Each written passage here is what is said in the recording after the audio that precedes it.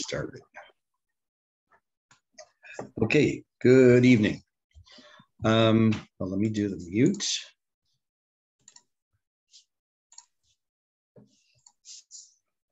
Okay. Okay, let me explain what's going to happen tonight. I'm going to speak for about 10-15 minutes. I'm going to give it a little bit of an overview of the next chapter, which is chapter 8, Perek Chet. And then when Dr. Slyper comes on, he has a shir that ends at 7:15 also online. So when he comes on, I'm going to hand the reins over to him. And at that point, I will only be changing slides for him. He's got a nice little slideshow. We're going to talk about the one of the topics I mentioned very briefly last time, having to do with the transformation of the Hebrew script over the centuries. And I'll leave that to him. He's actually has very strong background in that, and I was glad to hear it. So I'm glad we're going to hear from him. So as soon as he comes on, we will start to hear from him. After I tell you a little bit about a general overview of chapter 8, I'll begin to read and mention a couple of things along the way. It's kind of a long chapter. It's how many psukim? 36 psukim. It's a long chapter, but it is a lot of names. On one hand, this chapter will seem a little familiar, at least the structure, the idea, as the very beginning of the Sefer, when we saw the Jews making Aliyah, that first wave, making Aliyah, that approximately 10,000 plus people, and it talked about the different groups, the Kohanim, the Levim, the Yisraelim, the Nitinim, the workers, the gatekeepers, the singers, all these different jobs, all the different strata of society. This is a new wave, and this wave is being led by Ezra, which we already started last week. At the very end of Perek Zion, we saw, if you just want to take a look, at the very end of Perek Zion, we see the last pasuk, and a couple of psukim where Ezra gives praise to Hashem and thanks Hashem for allowing this to happen and giving him the strength to do this and to ascend, to gather all the people together to ascend to Israel at that time. And that's where this Perek Chet picks up. So what I'm going to do is let me just give you a little bit of an overview, because when it's a long chapter, we can sometimes spend some time on it, and you kind of lose what the whole picture is about. So let me just give you a general idea. So it's going to give us first a list of people who travel with Ezra from Bavel to Yehuda, to Judea, to Israel, and they gathered together on the way to a place called Ahava. It's not spelled like the word love in Hebrew. You'll see in a minute when we look at the text. They gather at the river called Ahava, and they stay there for 3 days. And at that moment, it kind of occurs to Ezra that, hey, wait a minute, there are no Levi'im on this trip. And that's significant. It's important for two reasons. One, we know that in the first trip, the first Aliyah in the beginning of the book, we know that there are, I believe, only 340 Levim out of the total of 10,000 plus people. So it's a very tiny percentage. And now it also shows that Ezra's realizing that there are absolutely no Levim in this particular wave of Aliyah. The significance of the Levim, obviously, is that they also worked in the Beit HaMikdash. They served in many capacities, and yet they're not here. So why is it, first of all, that Ezra's only realizing that now? So we'll see. So in any case, he stops at this place, and he sends messengers to try to get more, what will be called like assistance to God's house. And that's a pasuk coming up in Perek Chet. So just as an aside, it's not even an aside, it really is a right on point. Most times when you see a person whose last name is Siegel or Segel, most times, but not all, especially they spell it Samach Gimel Nun Lamed, Samach Gimel Lamed with a little chupchik, like an apostrophe. They're usually Levi'im, because that historically has stood for Sgan LaKohen. The second in the vice, this assistant to Kohen, the vice Kohen, because the job of the Levi'im was to assist the Kohanim. We know that in many different respects. We also know that the Kohanim, the Levim, did the singing and other events. So here they are. They're in the middle of this wave, of the second wave of Aliyah, led by Ezra, and he's saying there's no Levi'im. So he sends for a messenger back to Bavel. We need some Levites. And they do manage to get a couple of extended families to join. A whole whopping 38 Levi'im come to join. Before they leave that place, this river Ahava, again, not meaning the word love, because it's not the word spelling either. Ezra declares a fast for 3 days, if I remember right, it was 3 days. And the purpose being he wants to daven to Hashem to have a safe trip. Now, he didn't do it in the beginning, right? He's just doing it now in the middle of the trip, which is kind of questionable, which we're going to maybe see tonight, depends if I get to it. But it was kind of necessary also for another reason, because he had specifically decided that he was not going to make a request for any military accompaniment. He had no soldiers traveling with him. And it would, because if he had soldiers traveling with him, then what would do, it would undercut his statement to the king. If you want to just take a quick peek at Pasuk Kaf Bet, number 22. I know I'm jumping ahead. I didn't read the whole chapter yet, obviously. Why is he doing this? Look in Pasuk Kaf Bet, chapter 8, Perek Chet, Pasuk number 22. Ki boshti lisho min hamelech chaylu parashim. I was embarrassed to request from the king any types of troops, any horsemen, lo azreinu me'oyev badarach, to assist us against any enemies that we might come across along the way. Why? Here's the key. Ki amarnu lamelech, because we said to the king, lemor yad Elokeinu al mikol mevakshav letovah, that Hashem, the benevolent Hashem, is going to go against anyone who comes against us, and he'll become angry and mighty against those who forsake him. Meaning, there was no reason, he didn't want to have the army accompaniment. And now he's davening because he didn't have army accompaniment. So does that mean he has a lack of emunah? What exactly is going on here? This is just an introductory thought questions here. We'll see what is happening. But Ezra, nevertheless, he tells that the travelers, everything's going to be okay. And they were also, remember, transporting gold, silver utensils that were supposed to be brought to the Beit HaMikdash. And that was what actually Artaxerxes, the king, had, maybe it was Dariavesh, was telling them they were supposed to do. And they leave for Yerushalayim. They leave on the 12th of Nisan. And they arrive safely, Baruch Hashem, in the city of Yerushalayim. They again camp for 3 days.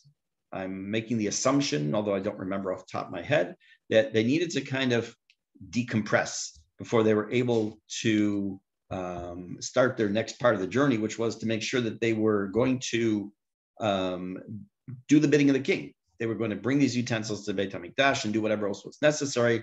Again, at the end of those 3 days, they bring all the utensils. The Navi records how many how many utensils are brought. They then bring korbanot to the Beit HaMikdash, and any royal letters, any letters from the king are then given to the local governors. We have to remember that there was still what are called, remember the Pechet He, where the governors of the various areas of Judea had a governor, and in order to do whatever they needed to do, they first had to present, so to speak, their credentials, like we do today to the president of a country, that they are here with the permission of the king, and they're doing what they're supposed to do, and that they are supposed to put into practice the job of what it was the king was telling them to do. And therefore, as a result of all this, then the trip will have been a success. And it's a success because they were able to carry out the mission. They didn't get attacked. They bring the merchandise, the stuff they're supposed to bring to the Beit HaMikdash is brought to the Beit HaMikdash. So all in all, it sounds like a very uplifting chapter. Let's take a look now. I'm going to start reading, and I'll bring a couple issues up, and there will be just maybe one slide I'll show if we even get to it, having to do with the Levine. We'll see if we get to it. Okay, and then like I say, in a few minutes, Dr. Slyper will come on, and when he does, he's going to take over. I'll just change slides for all you to see. Okay, Perek Chet, chapter 8, Pasuk Aleph. And again, I want to repeat something that I said in chapter 2, in Perek Bet. There are many, many names, and the tendency when you get to a parak like that is, if you're learning it yourself for sure, and sometimes even like in a classroom situation, okay, it's just a bunch of names. Let's skip the names and go down to where we get to the meat, so to speak. And I think that does a very big disservice to these people, because these people are doing exactly what we want people to do, which is to make Aliyah, and they deserve to have their names not only mentioned in Navi, but also mentioned over the centuries by people learning Navi. The following are the names of the heads of the families and all of the genealogy, all of their yichus, as it were. That came with me from Bavel during the time of King Artashasta. Again, these are all just family names and individuals or the descendants of, and I'm not going to translate names, they're just names. So now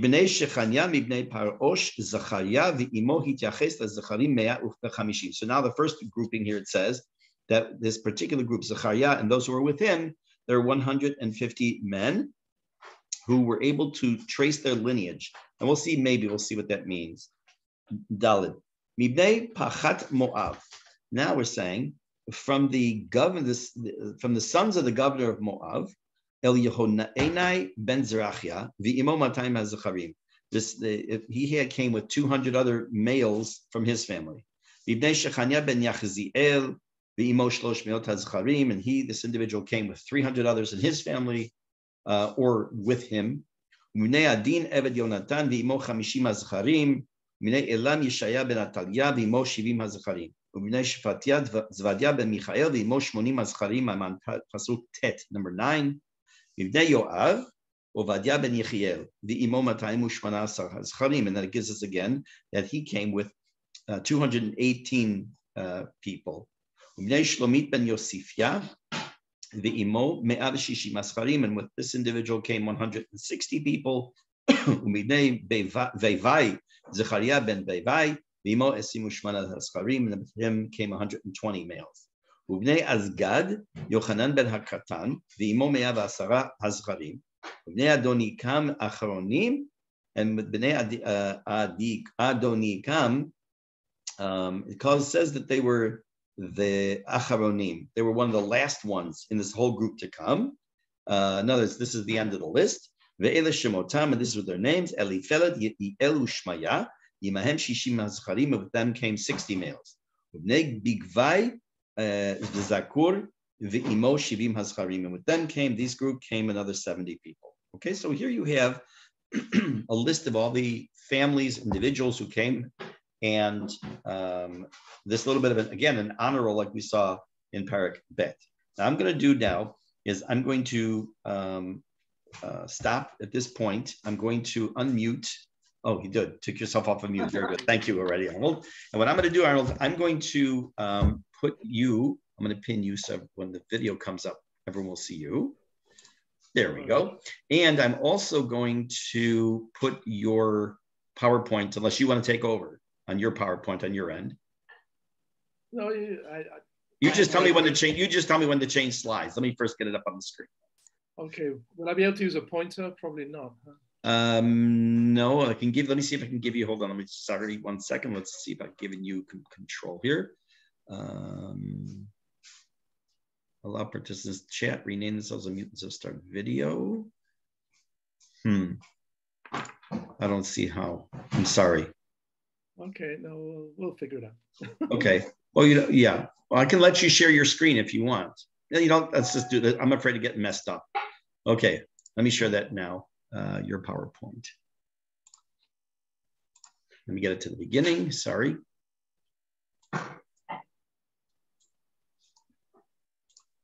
Let me move this over to here, and you just let me know when you want me to move down the slide. Okay, so let's thank you for letting me say a few words about ancient Hebrew. Pleasure. Everyone can hear me well, it's a fascinating topic.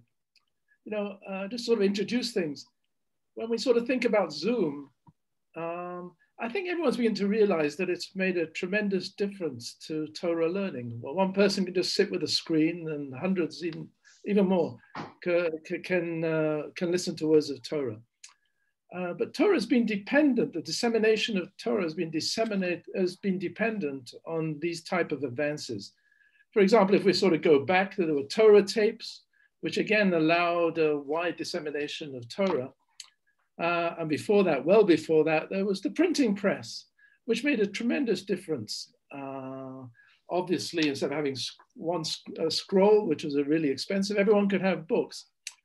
But what was really crucial for Torah really was being able to read and write. I mean, if one sort of thinks of Har Sinai was entirely without reading and writing, it was all oral. It's difficult to imagine how Torah could have developed. So reading and writing is tremendously important. Now we've had reading and writing actually since about 3000 BCE. But what we had, or what people had, were hieroglyphics. And basically very few people could understand it. The basis of hieroglyphics was to have pictures. And you would make up sentences via these pictures, which meant that you had in order to say anything, you had to have about more than 1,000 pictures, which meant that the very few people could master this. And there was people who spent years being able to develop, to do this. And then someone in what's called the Middle Bronze Age and we'll go into this later, had a brilliant idea. He said, why instead we'll take these symbols from hieroglyphics, and instead of it representing a word or a verb, we'll make it to represent a sound. And it so happens all you need is about 22 sounds. And then you have an alphabet. And that was an absolutely revolutionary discovery. Instead of having to memorize 1,000 and more pictures, all you had to do was to memorize around about 22 symbols, which I said were based initially on hieroglyphics. So let's go to the first slide. So what I'm showing you on the top is ancient Hebrew. On the top left is a bet, okay? Those two is a bet. And there's a few things we're going to look at here. So this picture represents a B, okay? If you look on the far right but one, that is Samaritan. The Samaritan's actually quite important because the Samaritans also have a Torah. They just have the 5 books of Moses, but theirs is written in this same script. And this is the script that you would have seen around about 1000 BC, so around about the time of David and Solomon. Because I say this because this is our first evidence that this script was in existence. And if you look below it, you can see right beneath on the second line, on the far left is the hieroglyphics, and we'll go into this. Now, if you move along 6, you'll get to Phoenician. Now, Phoenicians are very important in this whole picture because ancient Hebrew and the Phoenicians, in fact, the Canaanites, they all spoke the same language. And the Phoenicians, but not only the Jews, but the Israelites, but also the Phoenicians picked up on this. All right. And one can imagine why it was important for the Phoenicians, because they were engaged in trade. And obviously, if you could actually write an inventory of what you had in your ships, that was tremendously helpful. And the Phoenicians, because they had these ships, went throughout the known world as it was. And the Greeks were very impressed with this. So if you look along from Phoenician and go along, very good. Well, go along, it's a good partnership here. You're right, excellent. You'll see ancient Greek. Now you might say, well, it's the wrong way around. Yeah, it is the wrong way around. Obviously, there was some flexibility in how this all worked, okay? So we have Phoenician and we also have Greek. And of course, if you look at that beta, this is Greek beta, and you look right in the far right, you get to English. So that's where our B came from. And that's why our alphabet is the same as the Greek alpha, beta, gamma, which is the same as the alphabet. It's all using the same words, and that symbol is based on a bet. Okay, so now let's look at a few more. If we go down to the 3rd row, we get to a kaf. A kaf is a palm of a hand. And that's the symbol. If you look directly beneath that, you can see the hieroglyphics there, which looks something like that. And I remember there's probably about 500 or 600, well, 1,000 years, 500 or 600 years difference between the Hebrew and the hieroglyphics. Actually more, about 2,000 years. So they're not going to be, there's time for the language to develop. And if you look at Phoenician again, Phoenician is on the line along on the hieroglyphic line. You see the Phoenician, that right at the bottom, sorry, right at the, no, let's go still with the kaf. Okay. Go down one, and then there's Phoenician, 1, 2, 3, 4, 5, 6 along. You can see it's the same as it's called Paleo-Hebrew. And that went into the Greek, if you move 4 along. Now, again, they turned it around, showing again there was some flexibility. And you might recognize that symbol. If you go to the right, the far right, you get to a K. Okay, so the English K we use comes from our kaf, which means the palm of a hand. Okay, let's take some more examples. I just want to move my computer so I can plug it in. I'm going to put it down a little so people don't get dizzy, but I move around. Hang on one second. Sorry. I see that's about to die. Wasn't expecting that. Let me turn the lights on.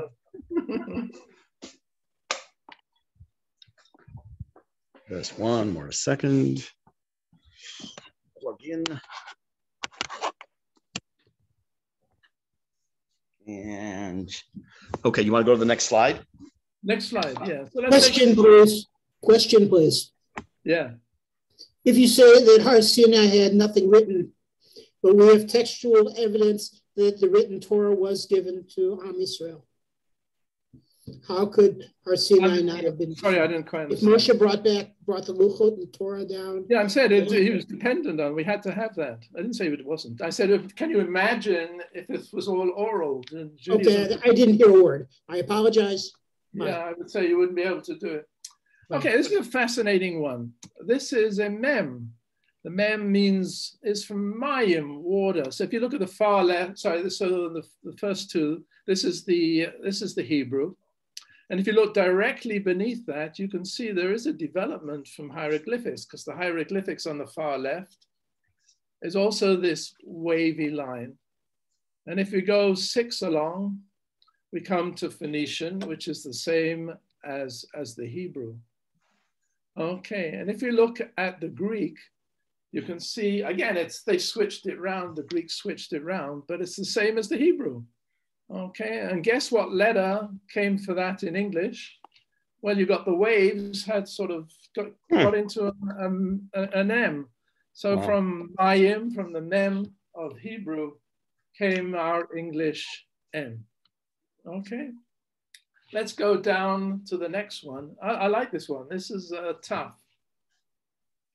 And a taf in Hebrew means a mark or a sign. So the way they would have this sign is to either go up and down or with a cross. If you look at the Samaritan, that seems a little bit different, but that's how it is. Now, if you look at Greek, actually, I haven't got Greek here, but I should just point out, actually, let's go to the far left of the last line. There's you can see very clearly how it developed from hieroglyphics. Because in this particular instance, it's exactly the same. And who can guess which letter came in English from them? I'm sorry, the archaic Greek's just not there in this particular thing I copied. But who can guess what came from that cross? I would assume the X. Huh? No.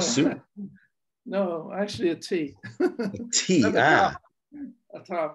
A taf, okay, yeah, got it. It comes from a T. Okay. All right, let's go to the next one. Whoops, wait. Next slide. I'm trying to get to it there. Okay. Okay. This is the only one I knew, actually, the Aleph. Okay, very good. Now, the Phoenicians brought it to the Greeks, and the Greeks loved this, and they were going to use it. But they had a slight problem. Actually, it's more than a slight, but they had a big problem, actually. Because Hebrew is based on roots of 3 letters. And from those 3 letters, you can get everything you want related. So lamad, you get limaid, you can figure out everything. So you don't really need vowels in Hebrew. And in fact, it will be many hundreds of years until we get to Tiberius in about the 600s or 700s CE before Hebrew even thinks about making vowels. But the Greeks really had a problem because they didn't have these 3-letter roots. So for example, if you had BG, that could be big, bog, bag, there are lots of combinations. So they said to somebody, probably the Phoenicians, you know, we have to make some changes in this. We need vowels. Can you please give us a symbol that we can use as a vowel? So what the Phoenicians probably did is to look at the Hebrew script and look at something which the Greeks didn't need. I almost said that they'd had no sound, that they weren't, but that's probably not true. Probably those 22 letters that were used, they all had some sort of sound. So nowadays an aleph has no sound, but probably in those days, one's guessing it does. Certainly the ayin, which we're going, does have a sound. But anyway, they said, why don't you take the aleph? Okay, so if we look at the far left, there's the aleph, and the aleph means an ox, right? You can see, if you look beneath there on the second line, you can see the ox. And if you look, okay, you can see the ox.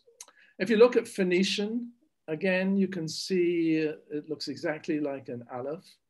And if you look in Greek, archaic Greek, that became an alpha.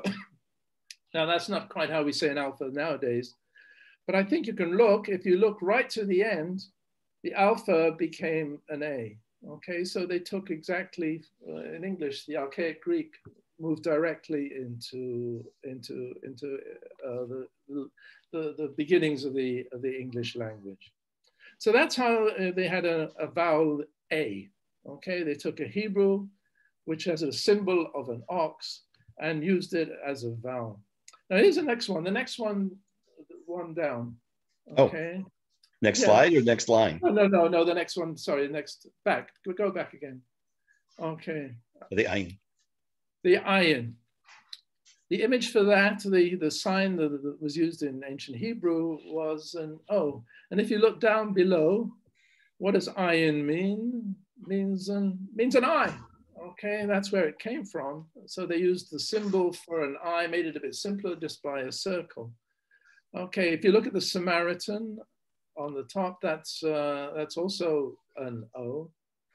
And if you look at ancient Greek, there's the Omicron, which is just, if you keep on going down a bit, keep on down, sorry, no, keep on going.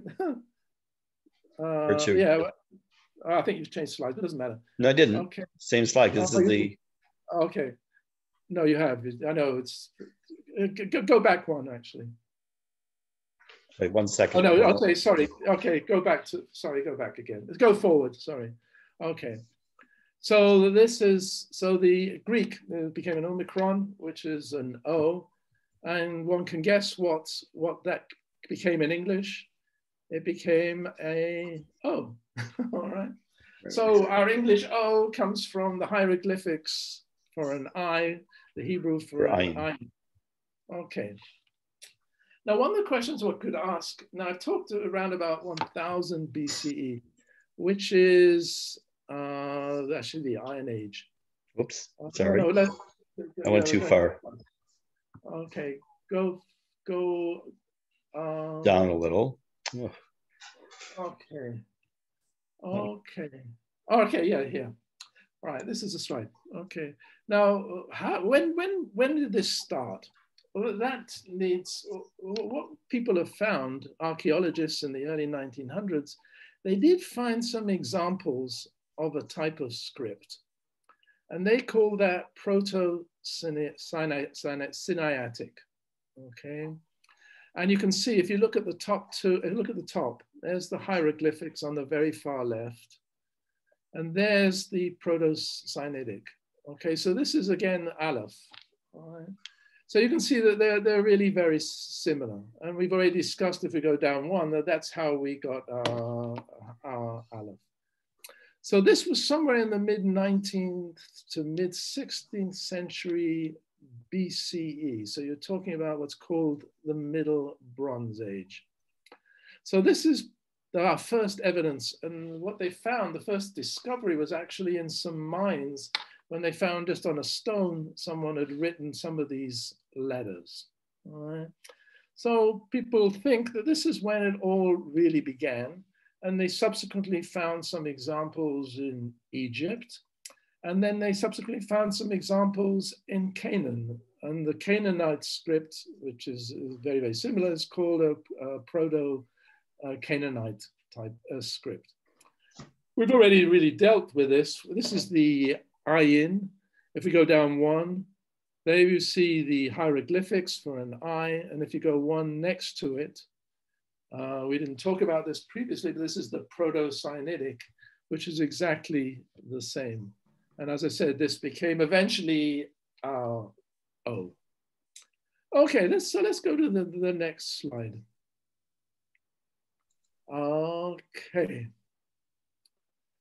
Okay, so who figured out the Proto-Cyanitic script? And that really depends, quite honestly, if you look in the various academic things, no one's really figured it out. Initially, a lot of people were thinking about the Phoenicians as being the ones who developed this, but that really didn't make sense. And there's absolutely no reason why the Phoenicians should be in Sinai. They were the ones obviously who inherited it from someone. So one of the questions one could ask is, well, could it have been the Jews who actually invented this? And that depends really on two big issues. One is when is the date of the Exodus?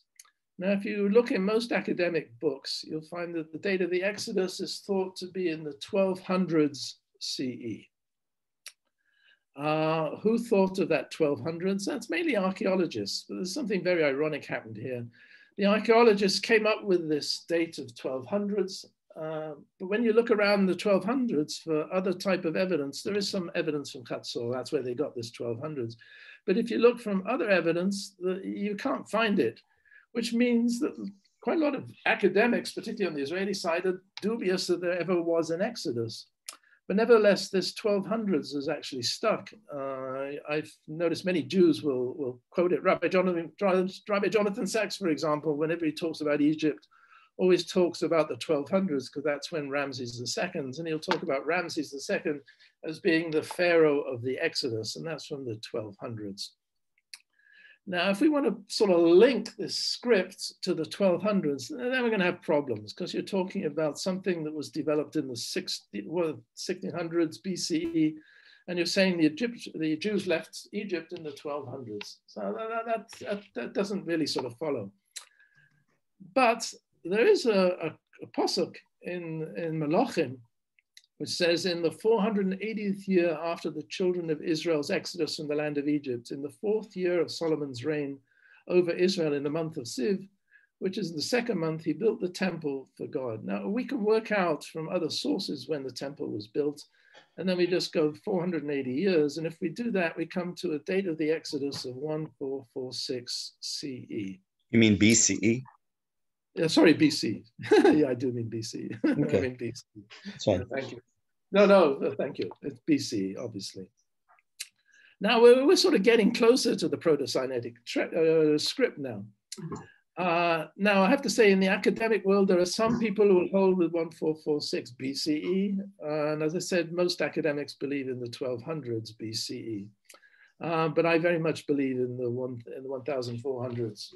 BCE, and there's another topic entirely, but there's other evidence which can be used. For example, in the 1200s, there's no archaeological evidence that there was ever a destruction of Jericho, for example, because Jericho was by then was in Cherem, so no one was even living there. But certainly, if you look around the 1400s BC, you can see evidence of the destruction of a wall. So there is evidence. But the next question is, when did the Jews come to Egypt? Okay, which is like asking, when did the slavery start? And that's also a tricky question. For example, we learn about in the Brispus Sorim, and God said to Abraham, know with certainty that your offspring shall be sojourners in a land that is not theirs, and they shall be enslaved and oppressed for 400 years. And also that nation that they shall serve, I shall judge, and afterwards they will leave with great wealth. If you just look at this, sort of try and figure out Peshat, one could well imagine that the Jews were in Egypt for 400 years. But that's not the way Chazal take it. If you look at Rashi and for Rambam, for example, he will split it up, this verse. Know with certainty that your offspring shall be sojourner in a land that is not theirs, and in brackets, and sometime during this time they shall be enslaved and oppressed for 400 years. And then continue, and they shall be enslaved and oppressed, okay, close brackets, then for 400 years, and also that nation that they shall serve, I shall judge, and afterwards they will leave with great wealth. So that's how the Ramban, based on Chazal, will take it. In other words, that the Egyptian exodus lasted for about 200 years. And that fits in with the 3 generations.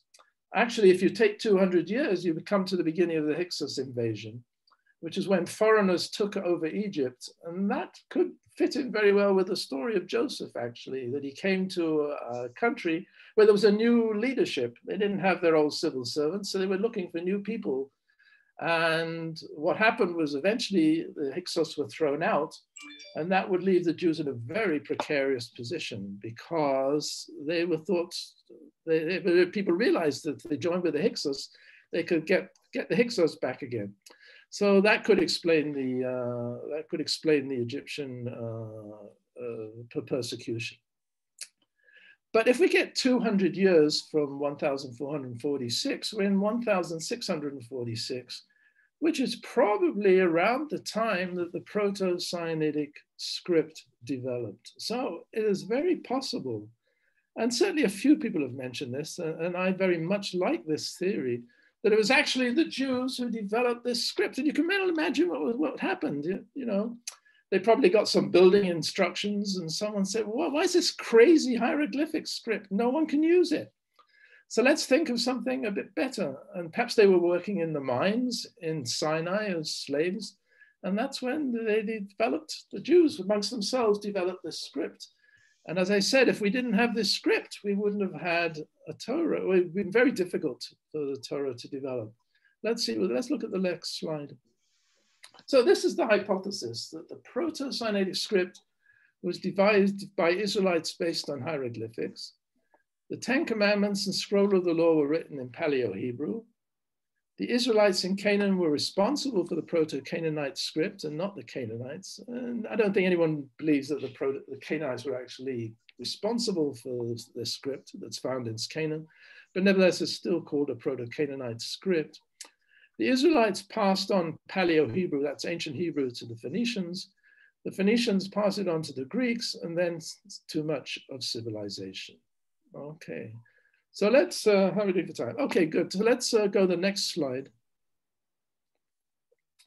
So this all started because the question was raised, what was the Ten? What was originally? What was the 10 Commandments written in? Was it written in Ashur script, or was it written in Paleo-Hebrew? In other words, what did Ezra do? Did he make a radical change? Actually, I'm going to go. Let's go one scroll on. So one slide on. Actually, no. Sorry, no. That's back. Let's go forward one slide. Okay. Now 2 slides.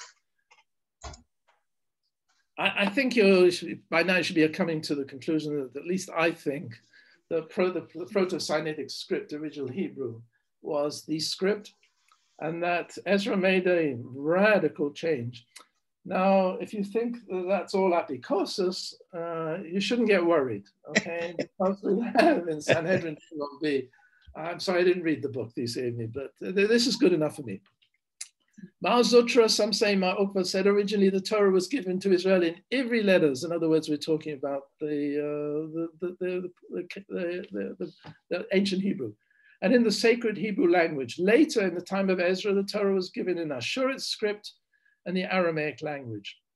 Finally, they selected for Israel the Ashurit script and the Hebrew language, leaving the Ivri characters in the Aramaic language for the commoners. And then Rav Chisda said, well, who are the commoners? And he came up with the Samaritans. But by now, if you were just remembering what I was saying, that the ancient Hebrew script was identical to the Samaritan script, then you'll understand what he's talking about. What is Katav Ivri? Rav Chisda said, Libona, script I, the ancient Hebrew. So that's one opinion. There's another opinion. Rebbe said, Torah was originally given to Israel in Ashurit script. When they sinned, it was changed to Ivri script. When they repented, Ashurit script was reintroduced. What's the problem with that? The problem is, if it really had been in Ashurit script, no one would have been able to understand it. And the whole point of Torah dissemination is everyone understands it. What basically, if Ashurit script has suddenly appeared from Mount Sinai, then they would have been like hieroglyphics, where you have a situation where only a select few could actually understand it.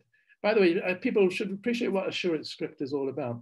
Ashurit script, hieroglyphics was written on mainly papyrus and also engraved into stone. Ashurit script was written on clay tablets, and then these clay tablets were put in the fire, so they would be more permanent. Because they were written on tablets, they're written in the form of strokes. So that's why the Hebrew we have is in a stroke form. That's not, by the way, it's not terribly convenient. That's why we have to have another script, because when you're writing with just with marks all the time, you have to lift your hand. So to write a bet, for example, you'd have to write it 3 times: a horizontal, a vertical, and a horizontal. That's not very convenient for a script, and that's why we have our regular Hebrew script, so we can actually keep on writing things. It's fine for a scroll, but it's not very convenient. Okay, so as I said, what the Jews obviously needed was something they could understand. And I'm not going a first step further and saying it's very possible that they actually developed it. So certainly they wouldn't necessarily go to an Ashurit. God's not going to send from heaven some Ashurit script.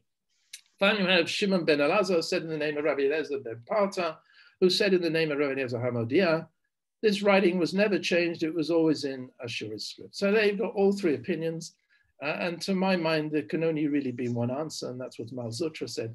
Let's go one slide before that now. Okay. An interesting bit of evidence is the Dead Sea Scrolls. So this is from the Second Temple times in 1st and 2nd century BCE. 10 of the Dead Sea Scrolls are actually written in ancient Hebrew, including the Leviticus scroll. But this is something very interesting. In some of the scrolls, they're written in Ashurit, because that's what everyone was using in those times, since the time of Ezra. But the name of God was written in Paleo-Hebrew, was written in ancient Hebrew. In other words, there were still lots of people, a number of people who felt a bit guilty that they'd given up the original script that God himself had written. So they kept it in. So that's basically it. I'd welcome questions, but you probably want to finish about now. But yeah, well, I think what we could do, first of all, I really thank you very, very much. Last week in this just passing statement I made about how Ezra was changing the script, and I'm very glad you let me know that you had this background and could share this information with everybody. So I really thank you for that. And I'd like to suggest this, so we don't just do a quick little cutoff, is if people have questions, maybe to submit them directly to you or to me, and then beginning next week, we can just maybe spend a few minutes answering questions if there are, and pick it up from there, Bezrat Hashem, if that's okay with you. Yeah, sure. Great. Okay, wonderful.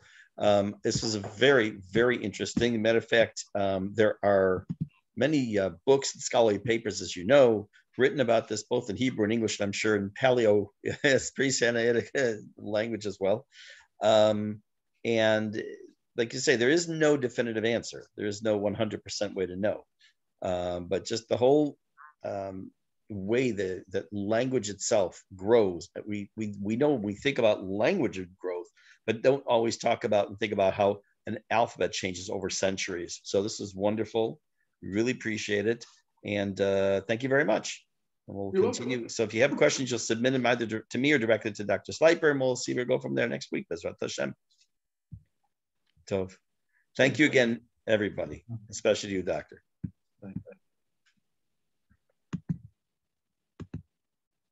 Yeah, sure.